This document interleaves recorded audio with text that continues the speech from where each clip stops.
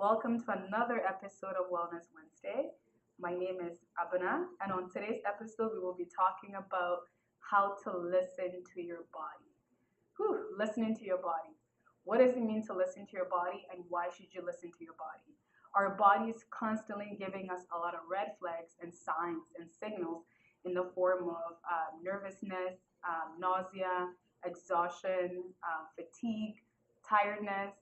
We hear this from our body a lot of the times, but we often do not pay attention to it. And the interesting thing about the body is that when you do not pay attention to all the signs and signals that it's giving you, it will definitely shut down on you.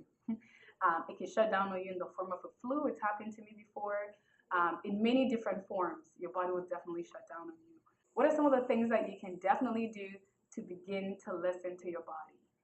One of the things that I have been practicing a lot lately is meditation. Meditation, you can either do it before bed or after bed. You can do it during work.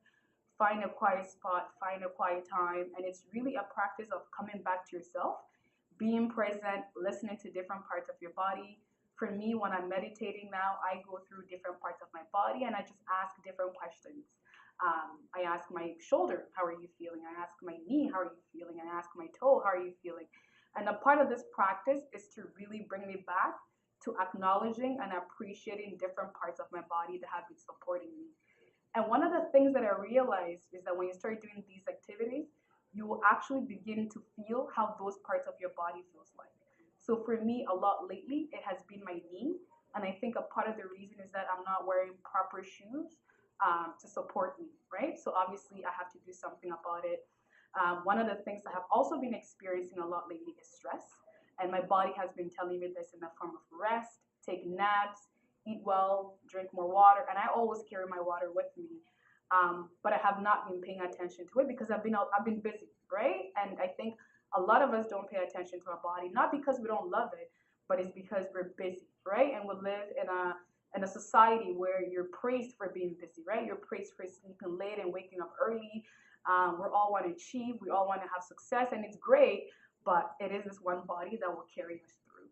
So I think one of the things is, how do you incorporate listening to your body in a very busy schedule, right? And one of the things is definitely writing it in a journal. So journaling, it doesn't have to be any kind of intensive journaling. It's just really writing down how you feel at certain points, certain kinds of discomforts, certain kinds of distractions.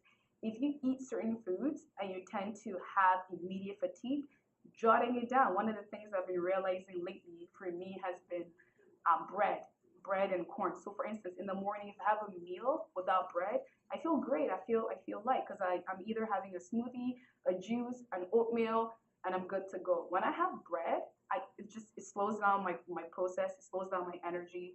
I'm still trying to figure out why that is the case. Another reason is it's meals with corn in it. I don't know why corn per se. It could be the fact that it's genetically modified.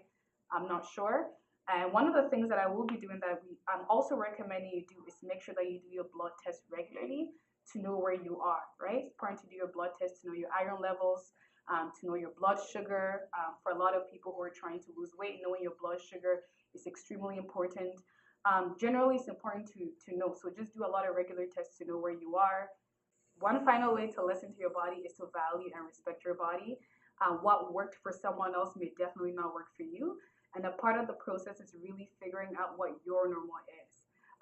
What is your normal for happiness? What does it feel like to be at optimal health?